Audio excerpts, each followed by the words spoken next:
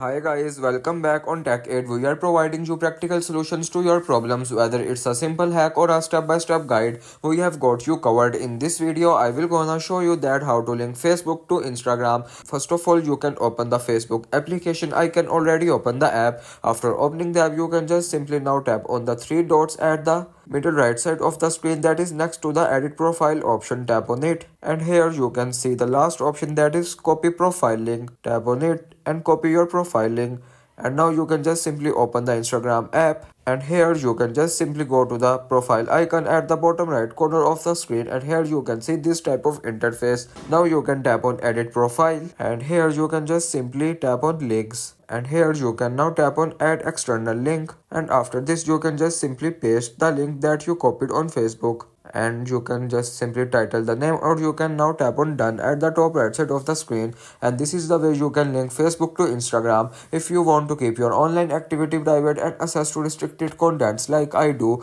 trying using a VPN. It's secure, easy to use, and makes a browsing safer. The link to buy is in the description below. If this tutorial helped, don't forget to like the video and subscribe for more practical solutions. Got questions or need extra help, drop a comment below and we will be happy to assist. See you in the next one. Thanks for watching.